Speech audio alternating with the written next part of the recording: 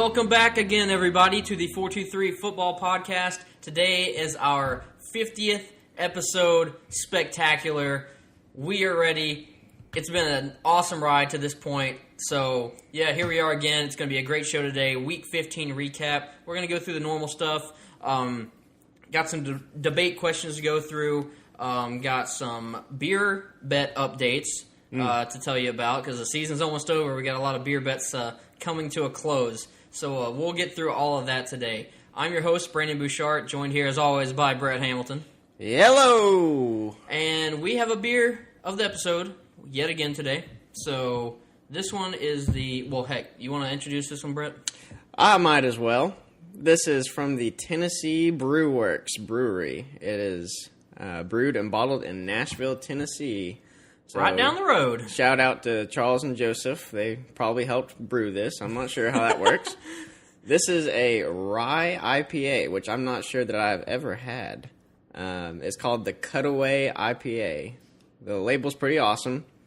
It looks like a portrait of Josh with the earring. Oh my gosh, it does. minus the mustache. Whoa. Yeah, that's pretty scary, actually. But he has a knife in his mouth. Well, whatever that means.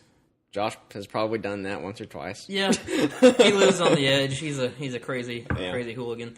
But anyway, we're obviously going to be talking Week 15 recap. But right now, moving forward, we are in championship week of fantasy football. So congratulations to all of those still playing in the non-consolation brackets. Yes. Week 16 is usually the premier time to have your fantasy championship. It should be. Again, well, if you have it Week 15, no problem with that. No. Sure. That's fine. I don't really know why, but no problem. Week 17, you're delusional. Don't even bother telling us about your championship. Reason being is because, I mean, if you don't put 2 and 2 together, a lot of teams that have clinched the playoffs may be inclined to sit their starters, and that really throws strategy out the window when it comes to fantasy football. So that's a bad idea. So that's why we always say go Week 16 for your championship, because all the starters will still be playing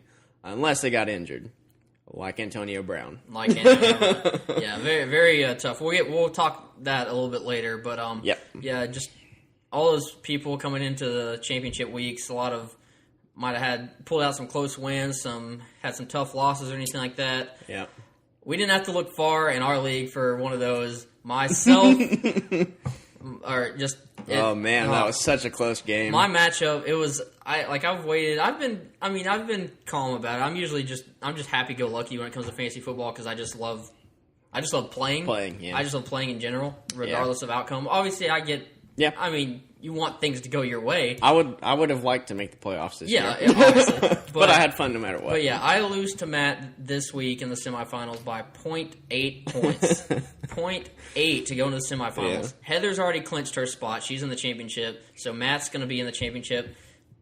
Unless stat corrections, I'm praying to the Lord above. Praying to the Lord above that stat corrections actually affect our league for once. That would be a heck of a stat correction. That would go down in the record books. Yeah, but I don't. When do stat corrections come out? Usually, I think the NFL reviews them on Wednesday, and maybe they come out either Wednesday night or Thursday. Well, that would be nuts. Yeah, very. I mean, that'd be. The stars aligned for you to win that game too. Antonio Brown put up 2. Something points because he got injured, unfortunately. A couple of other players didn't do very well for Matt's team. So many things went. I mean, stars aligned on Matt's team for me to succeed. But my team, I don't like being nitpicky, and I don't like really complaining that much or being bitter. But anyways, just looking back at all the things that could have happened, 0.8 points.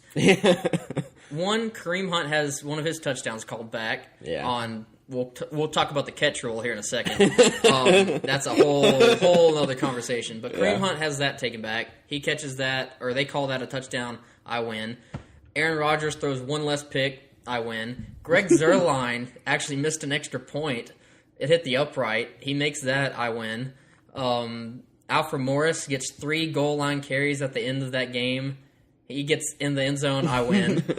Just on and on. I mean, I don't want to I don't want to dabble too much in that because I know it's. I mean, that's every week. Yeah, and great, if Antonio Brown hadn't have gone down, it probably wouldn't have even been close at all. So no. It's not. And if I was playing Heather, for instance, it wouldn't have been close at all. She would have crushed me. So yeah. Live and let die on those, but maybe stat corrections will make me live. Don't let it die yet. Get me back in. But anyway, before we get into the news and the thick of it for the 50th episode, we're gonna do a little bit of, I wouldn't say debate, but maybe like a discussion. This would probably be a lot more exciting with Steele and Kevin here because they usually have some crazy opinions and different side of the coin. Or they just call you out on your crazy opinions. Hey, we'll talk later. They're a little less forgiving. I'm open-minded. That's all I'm saying. Yeah. But anyway. True. Very true. NFL rules discussion segment. I got 3 different cases right here. So, first one, what is a catch? I've held off on having this discussion for a while because I thought they kind of knew there for a while. I thought we all knew. Yeah. But obviously we had 2 different scenarios, or I want to bring up 2 different plays from this past week. Obviously the big one, Jesse James' touchdown was overturned. That obviously led to the Steelers having to run an extra play, the fake spike, and then the Patriots pick them off, game over. So, done there. Yeah. And then we have the Geronimo Allison fumble, which ended the game for the Packers. Allison took 2 steps and then made, I guess, a football move. We still don't know what a football move is. Yeah, I love that terminology. Yeah, and then the ball came out, so it was ruled a fumble. So the reason I compare these 2 was because Jesse James, he caught the ball. Mm-hmm. Like, we know he caught the ball. He had one knee down, and then he lunged for the end zone, which I guess you could say that's a football move. Again, in quotes, because we don't know. Yeah. And then Geronimo, he had the 2 feet, football move, and then fumble. So, I know we could go on and on about this, but I just want to say that if you're looking at what is a catch and what isn't, if, like on the sideline, if you have 2 feet in bounds and you have possession of the ball, then it's a catch. Yes. Now, if you have 1 knee in bounds and possession of the ball, it's a catch. So 1 knee equals 2 feet. And then once that contact is made, the 2 feet or the knee, and then you make a football move, it's deemed a catch. Is it not? Should it not be deemed a catch? I mean, yeah. Obviously, I mean, I think it should be. Well, that's what people say, that there's like a clear-cut definition of what a catch is in the rule book. Yeah. If there was, 1, we wouldn't be having this conversation. Yeah. 2, it wouldn't take 4 minutes for replay officials to decide whether it's a catch or not. And it's just totally subjective. And we want to... Yeah. I've never seen... There is no other sport other than football that has this many subjective calls in it. Like, obviously, like basketball, everything, like, you clearly know, like, what's a foul and what isn't. Obviously, it's very, very testy. Yeah, I kind of disagree with that because... Well, you clearly... That's one of my biggest pet peeves about basketball is I never know what's a foul.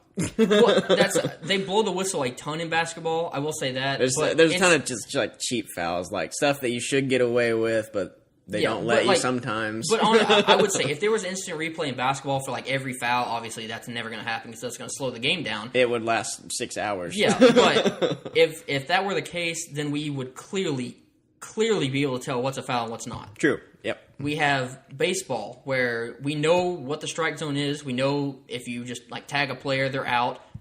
If we used replay for that, we 100% know whether it's a strike, whether the guy was out or not. There's not many like rules like that other than they don't review like strikes and balls though. No. Yeah. But I'm saying because that is subjective. I mean, it's kind of subjective. I mean, in a way. But no, from the umpire. Well, but If But they, but I know what you're saying. Like from the replay, like okay, that was a bad call. Yeah, because no other sport uses replay like football does. Right. Yeah, that's true. And like, say soccer, they have like goal line technology now, and finally like, everything like pretty much like what is and isn't part of the game, and what is or isn't like an actual catch in football. Mm-hmm. But like football, we just don't know. There's so much subjectiveness, and whether it's a catch or not, whether it's a fumble or not, whether it's pass interference, whether it's hands to the face. There's so many just like nitpicky things, and if you want to make football more watchable and more playable, for that matter, it shouldn't be confusing for anybody. We should be able to just clearly see what is a catch and what isn't a catch. Yeah. And based on the fact that he had the knee down, the fact that he had control, knee down, control, and then lunge toward the end zone. Once it breaks the plane, what does it matter? Yeah, I don't know. And they're saying the going to the ground thing again. I'm putting that in quotes too. Yeah. We don't know. Yeah. You're telling me if Geronimo, he took his 2 steps and then he was tackled to the ground.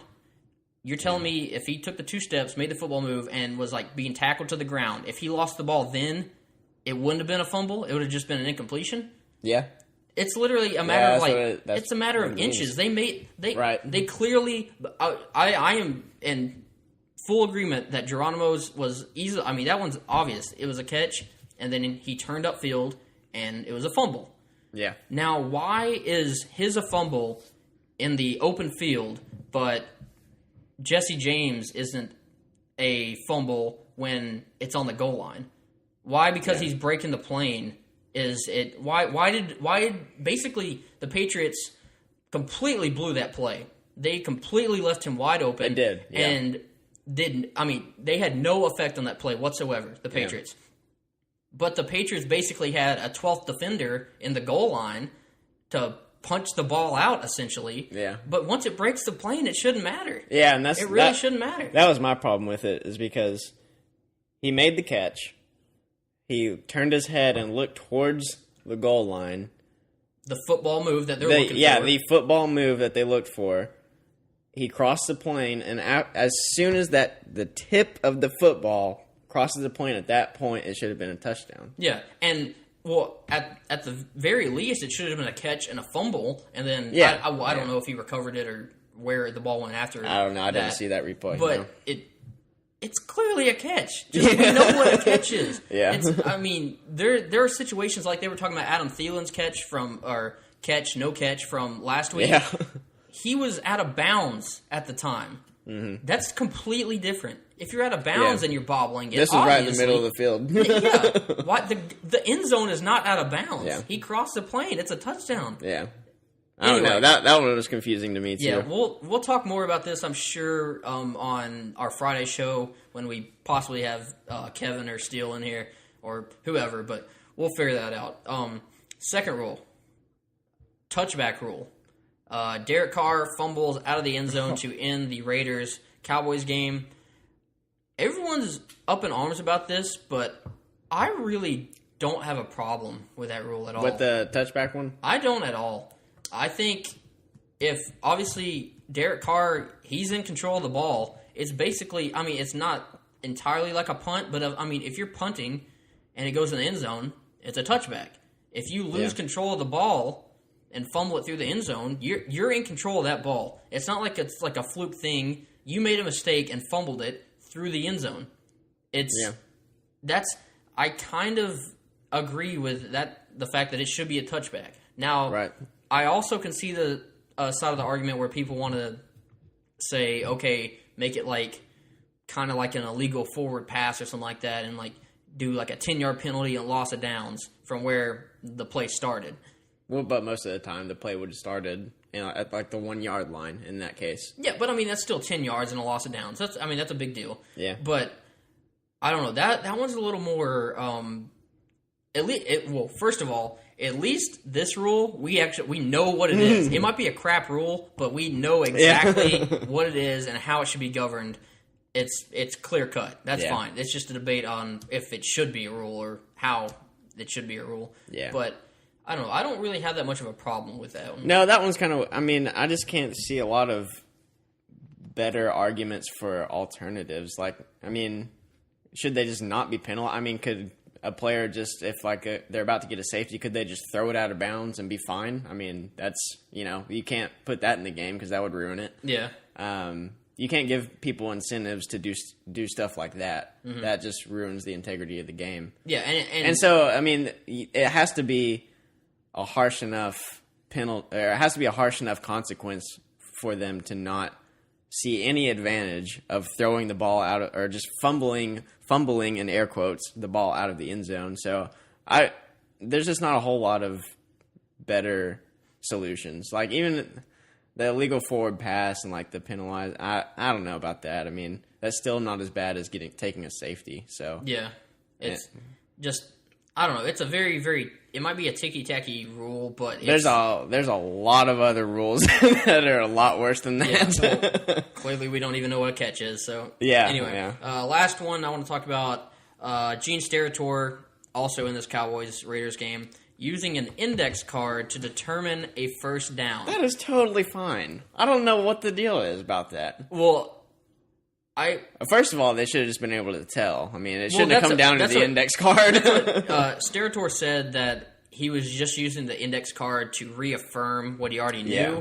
or prove it, to make it not look like it was a subjective call. Yeah, it was clearly short. I mean, you could see it on the camera. Yeah, and that's what I think. Pulling out the index card was a terrible idea. Just say yay or nay. You could clearly tell. If you clearly could tell, then why use the index card and cause this big stir? Well, I don't have any. I think I don't know. I don't have any problem with the index card just because in the event that he had just called it short, I mean, that would have been a risk of like the whole opposing team's sideline going ballistic because they're seeing it as the tip is touching where that pole is, which means it was a first down. It clearly looked like a first down, by the way. Even like lining up without the really? Card. I thought it looked like a first down.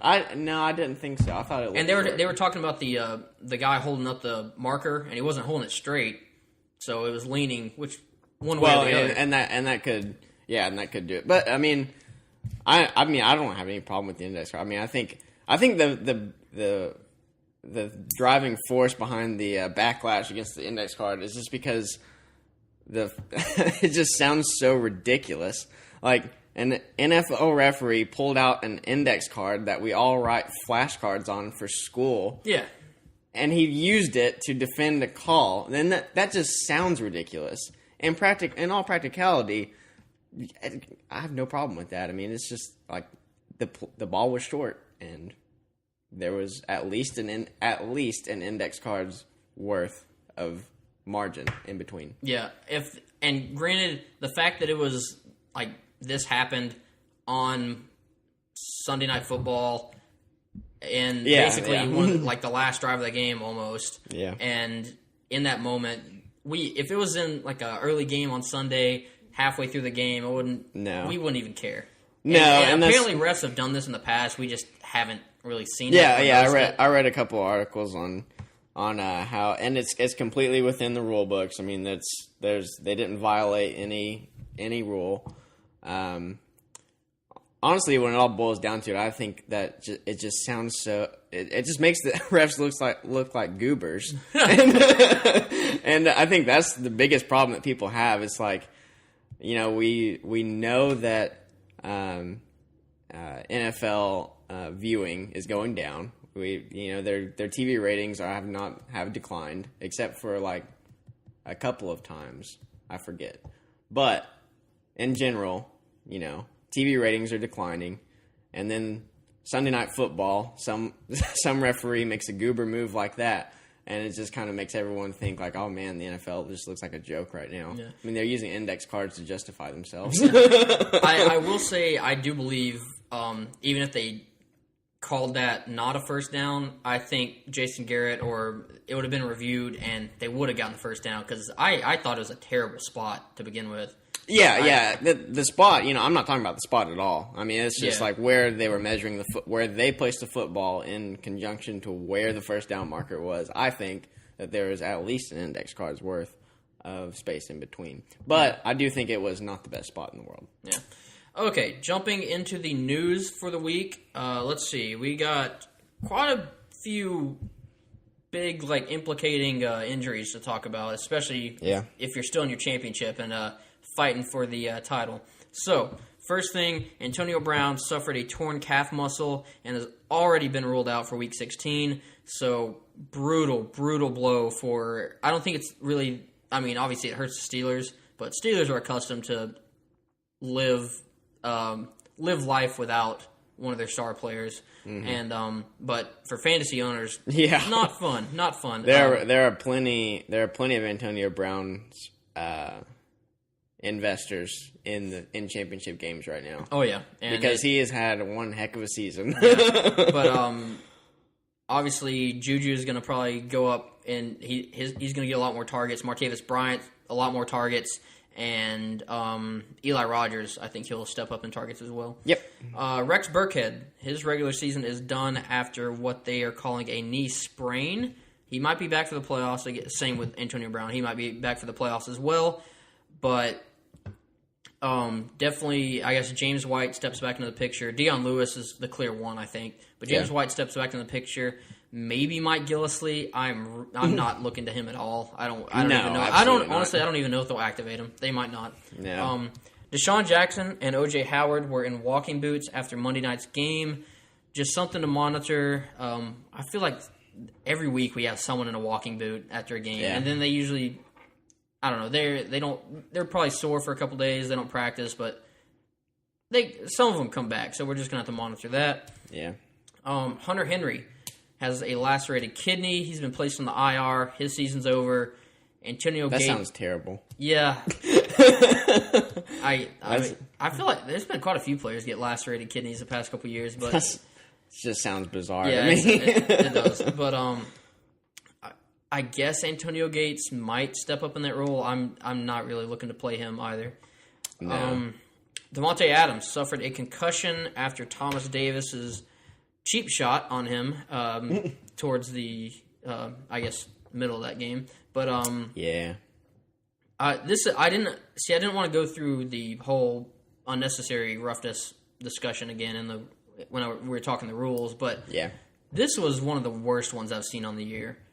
Just I know slow motion makes it even worse, but yes, it does. Literally, it looked like he was just basically like a torpedo. His arms were down to the side, and it was just literally straight head. Yeah, completely. That's what bothers me the most about whenever people get speared and stuff like that is whenever they make absolutely no effort to use their arms. They're gonna use something. They're hitting them with something, but when they don't even try to brace themselves for it, they just straight up use their head straight into another guy's head. Yeah. That's the worst. I mean, that is the worst. Yeah. I mean, it's slow motion or not. I mean, he didn't make an effort to do anything other than use his head. Yeah, and people are comparing this to the Juju hit. This is absolutely nothing like the Juju hit. Juju's hit, first of all, was legal. Just because the guy gets a concussion and gets hurt on the play doesn't mean you suspend him. That's the kicker. That is the kicker. Now, Thomas Davis's was clear. This is the only... That was... Obviously, I'm against targeting and everything, but if he was in the NCAA right now, he'd have been out of that game. And obviously, we've already seen Thomas Davis. He does have a 2-game suspension.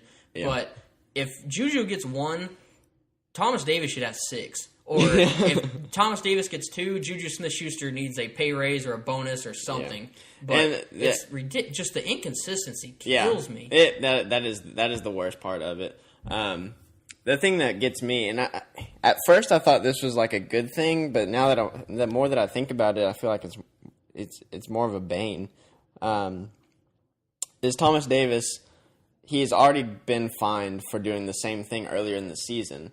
So in the letter that he wrote, or in the letter that he received from the NFL, They cited him for, they said, the consequences have to escalate because this is your second offense. You're a repeat offender at this point. So you're telling me that hit would have got him less than 2 games if he wasn't, or if this was his first? Like, that's ridiculous. I mean,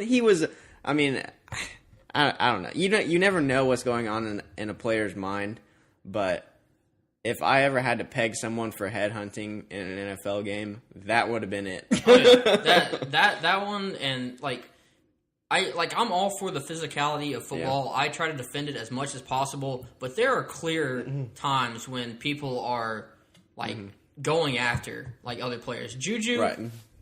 I will say he was going after Perfect, but it was a legal hit. Yeah. If it's a legal hit, who cares? You're just hitting the guy hard. That's football. Yeah. Thomas Davis going for a guy's head who was clearly not even close to the play. Not even close. That's completely different. Obviously, Gronk a few weeks back. That was after the play. That's even worse. I think that should be even more than what Thomas Davis got. Yeah, more than a game. But it's just I hate the inconsistency. We're going to be talking about this for a long time, I feel like. Because there's no clear definition of what, again, subjectiveness.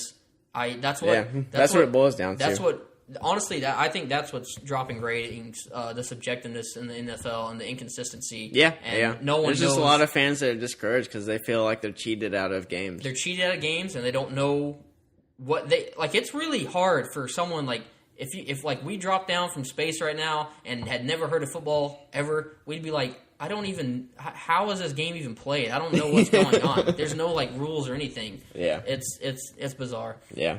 Anyway, Marquise Lee has a sprained ankle. He will be we're gonna have to monitor that throughout the week. If he doesn't play, I would be more than willing to fire up D.D. Westbrook. Yeah, him and Keelan Cole. I know Keelan Cole had the big game. D.D. Westbrook kind of pooped the bed, but I have no problem with that. I think he'll be fine. Yeah. Austin Eckler suffered a broken hand. He'll be done for the year. So I really wasn't high on Eckler. I never understood the Eckler hype all year, so whatever.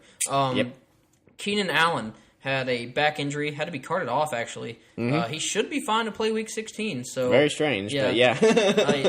If he does miss time, Tyrell Williams, I think, might be a sneaky play. Yep. Aaron Rodgers has been placed on IR again, so his season is over after the Packers failed to make the playoffs.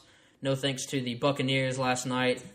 Thank you, Brett. Well, that's, again, kicking problems. Hey, I will say, obviously it's terrible for Packers fans, and it's another loss for Buccaneers fans. Yeah. But I will say I was not irate that whole game like I have been most games I've watched this year. They look pretty good. Well, I mean, you're talking about, the Falcons may very well win the NFC South, and they gave them a game. It came down to a last-minute field goal that was really far. It could have been made, but, I mean, I can't fault that. That's why I still think the Buccaneers have one of the most talented rosters in the NFL. Yeah. They've got one of the youngest. They have one of the most talented.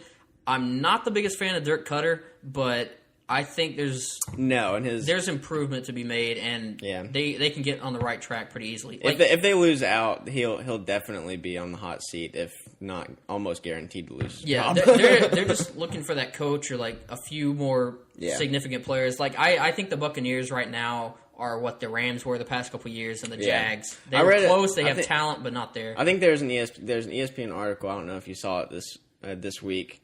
It was talking about the turnaround that the Rams made over 1 year. Yeah. And they're predicted 5 other teams that would be most likely to do that in 2018. And the Buccaneers were on there. And I totally agree. They have all of the pieces. They just need there's just something about the chemistry and everything that's just not functioning.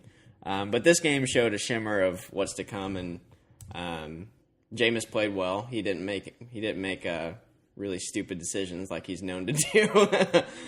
He played like he was an NFL quarterback, which is good to see. So they still have a lot left to play for, but Anyway, I don't know how we got. I was talking about Aaron Rodgers placed on the IR. I guess it's going to be Brett Hundley the rest of the way. It's not going to be. I don't think you can trust starting any Packers in your championship. Devontae's already out, right?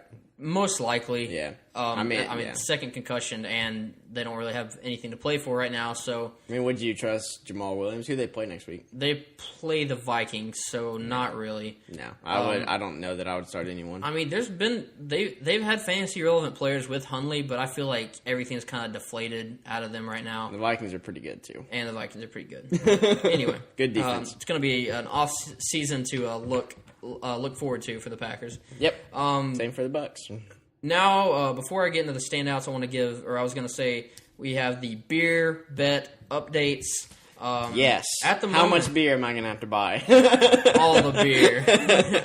I want Kirkland Light for life. I honestly hope you choose that. Anyway, 2 of the bets have completed. I think we've had bets the past couple weeks. The Week 12 Dez Bryant bet, that was Dez Bryant, top 20 wide receiver or not. I won that one. He actually finished as the wide receiver 55. Yeah, it was a bad week. It was Very a bad week. Bad week. That was one of the weeks that the entire Cowboys team decided not to play. Yeah. And then this past week, Nick Foles, Tom Brady bet. I won that one. I told you. Brady cannot play in December. My gosh. It has nothing to do with him playing in December. Nothing to do with him. I shouldn't say play. He can't produce fantasy points. Yeah, in he December. Won the game. Yeah, he can't produce fantasy points in December. That's all I'm saying. I disagree. That's fine. Hey, proof is in the pudding, my friend. Let's see, and then the ones that have not finished yet, we got LeGarrette Blount over under 5 or 4.5 touchdowns. Yeah, we're not getting that one. Hey, if Blount scores 2, he just needs 2 against Oakland because. I'm already, or if we haven't stated already, these are only going through week 16. Mm-hmm. Fantasy season. Yeah. 17, not a part of it. We don't acknowledge that. And then Kareem Hunt, Le'Veon Bell, rest of the season from week 3 on. Le'Veon Bell's got a very, very hefty lead, but I don't know. Anything's possible. And then we got Todd Gurley or Mark Ingram, week 9 on. Gurley pretty much broke that wide open last week with a 40-point game. Oh, man. I loved every second of it. Yeah, so I'm probably going to lose a beer there. And then last one we had Dion Lewis or Rex Burkhead, week 11 on. I think Burkhead has a pretty decent lead. However, he's not going to play this week. Yeah. So we're going to have to see. It's going to be close, I feel like, on that one. Yeah, it will be. Okay. Standouts from week 15. We'll go through these quick. We're kind of going slow today. Obviously, it's the 50th episode spectacular. Yeah, so we're super pumped. We are pumped. I'm still kind of annoyed. I didn't have much time to put together any games or anything like that. But that's all right. We'll get something maybe on Friday. But anyway, standouts from week 15. Who do you got at quarterback? Nick Foles. He is the product of me losing a beer bet, but gotta give it up to him. 4 touchdowns, cannot complain about that at all. It's just reassuring to Eagles fans knowing that Carson Wentz is a really, really good, but their entire team is also really, really good. Yes, and they are very much in the Super Bowl contention right now. Nick Foles MVP. Well, I don't know. Anyway, but it's also reassuring to Eagles fantasy owners like those with Alshon Jeffrey, Aguilar, Ertz. I think you're going to be fine starting those guys with Nick Foles at quarterback. Yep. My quarterback standout, Cam Newton, 31 points in this game. Pretty much flawless. He didn't really make any mistakes. He had some throws here and there that he always does that are just bizarre and aren't even close to target or catchable. But 4 touchdowns, 31 points, like I said. Had a great day. Running back standouts, I'm going with Kareem Hunt, 32 points. He's finally starting to get back to what he was doing early on in the season. So, I don't know, maybe next week he gets that 41. It's just a reverse image of the early part of the season. Mm-hmm. Who's your running back? Running back, I've got, can't argue with this one. Todd Gurley had a pretty good day against the Seahawks. Pretty good. It was okay. It was okay. It was decent. 4 touchdowns, just absolutely obliterated the entire Seahawks defense. I mean, it was like he was running and no one else was there. Yeah. He was just blowing holes up. Like, you just can't, you couldn't get a hand on him. It was very impressive. And he is definitely staking his claim as the fantasy MVP. Maybe even the MVP. I've heard talks of that now. Yeah. Oh, and yeah. honestly, like, I don't know why. I mean, there's a lot of good candidates for MVP this year, but he definitely should be in the talks. Yeah, I didn't really think about that until now because it was between like two quarterbacks and then three quarterbacks. I don't know why, and then maybe Antonio Brown, but Todd Gurley. Yeah, he's basically doing what Antonio Brown is doing as a wide receiver, but more. So I have no problem with Todd Gurley being in the MVP hunt. Yep. Wide receiver standout. I'm going Keelan Cole, 186 yards and a touchdown. He was the number one wide receiver on the week. Decent. Obviously, Marquise Lee went down. Yeah. D.D. Westbrook didn't show up at all. He did hardly anything.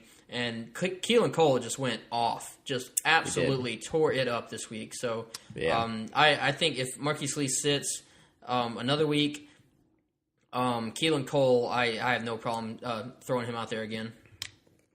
A possible pickup for those who just lost Antonio Brown if you're not rostering any backup wide receivers that are...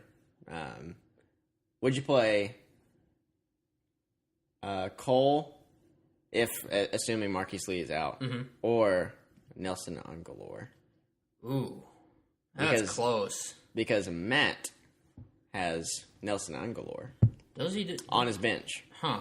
That he could sub in for Aguilar Antonio Brown or Cole. I was trying to predict what Matt was going to do since he just lost Antonio Brown the week before the playoffs or the week before the championship. That one's tough, honestly. I'd probably lean towards Aguilar, but I mean, I can see the Cole argument. His targets have just shot through the roof. Yeah, and that's what you really want. Yeah.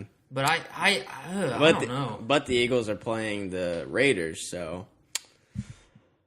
That's a tough one. That is. I don't know what Matt's gonna do. Yeah, we might talk about it in the next show. Yeah. But who's your wide receiver standout? Wide receiver standout, Sterling Shepard.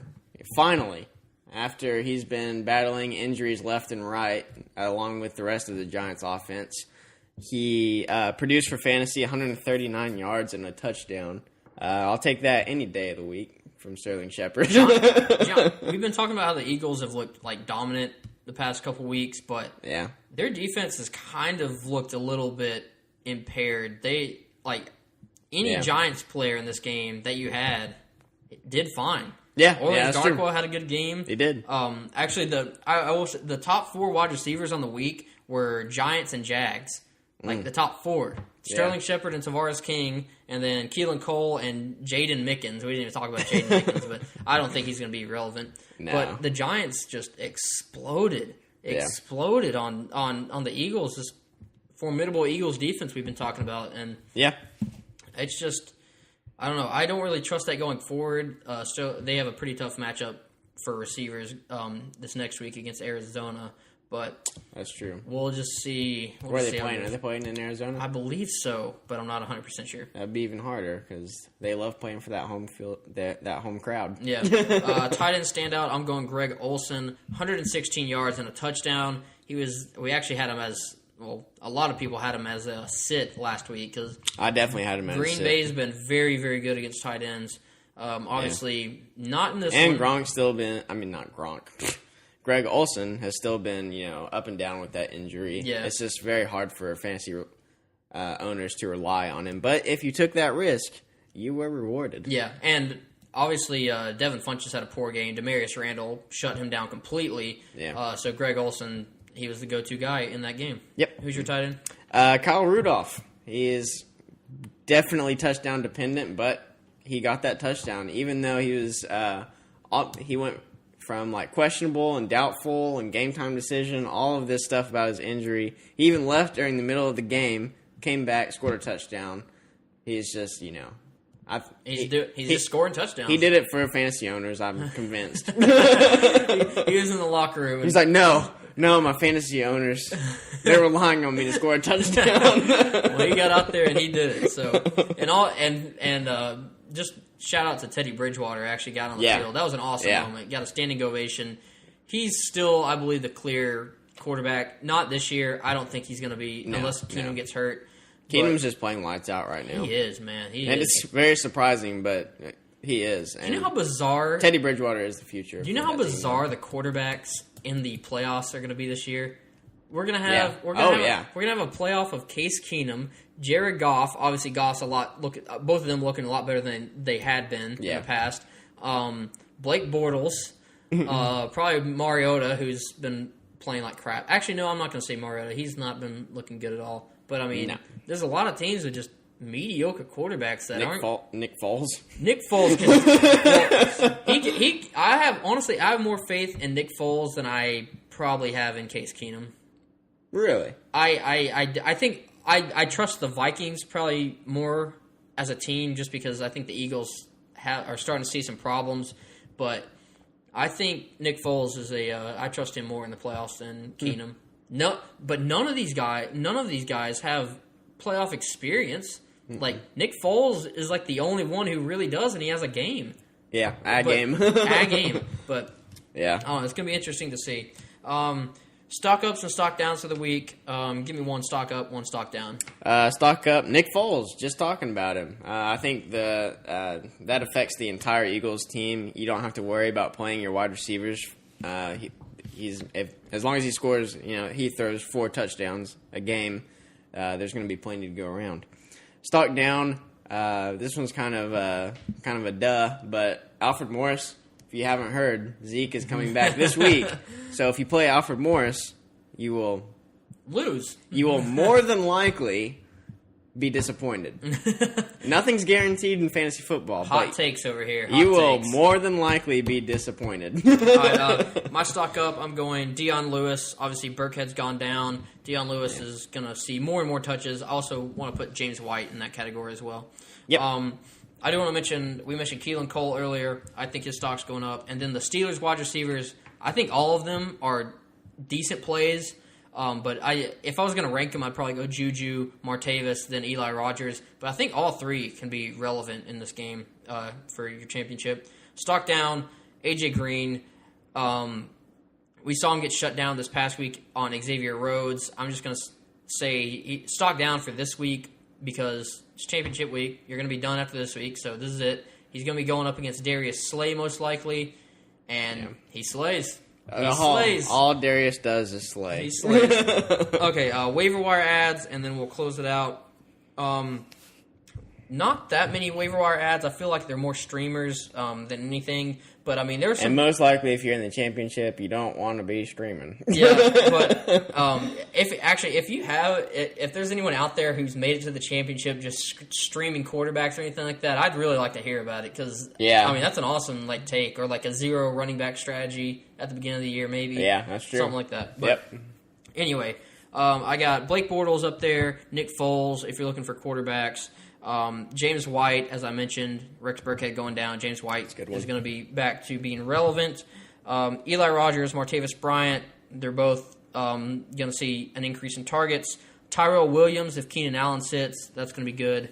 And obviously Keelan Cole and maybe Jaden Mickens for the Jags if Marquise Lee sits. That would be a deep dive. And still, I know every league's different. You just don't know how it is out there. These guys are owned in more than 50% right now, but I just want to mention them because they're not completely owned, and they should be. They're not in the 98 to 99%. Yeah, Juju Smith-Schuster, obviously, I think he's going to have a huge game this next week. Robert Woods and Dion Lewis. We've all mentioned those. Robert Woods definitely came back, and he took some targets away from the other big wide receivers on that team. And cost me a game. Also very true. Just literally 10 yards. 10 yards decided this. Not even 10. 8 yards decided this. Well, the NFL is a game of inches. I need a stress ball or something. Okay, so that's going to be all for today. Just want to say thank you to all of those who continue to listen. Yeah, 50 episodes is a lot. 50 episodes. I didn't think we'd make it. I didn't think we'd be able to keep it going this long, but I mean, I've had a fantastic time doing this. It's been a fun year. It's made me a better fantasy player too. Here, yeah, I feel even like though it didn't make the playoffs, but I think it's made our league better. It could. Yeah, I don't definitely know, could be. But anyway, yeah, the listeners, and you're just giving us even more of a reason to produce this podcast because you all should know that we absolutely love doing this every week. We have a passion for sports and fantasy football, and we're just incredibly grateful for the small, super fun platform that we've been given to talk fantasy football, which, I mean, consumes my life in general. So why not talk about it? Why not talk about and record it at the same time? That's a great way to put it. So yeah, just thank you so much to all the listeners out there, and hopefully you stick with us.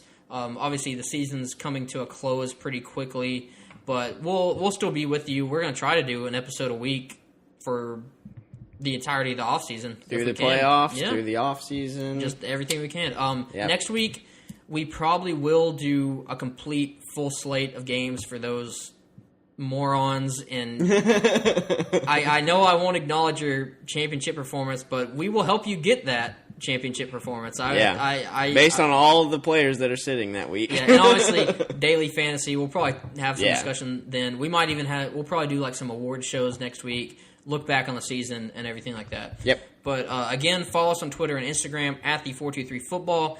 Make sure you like us on Facebook. Subscribe on iTunes, Google Play, and YouTube. Give us a like. Leave your comments and reviews. Thanks for listening. We are the 423 Football Podcast. Peace out.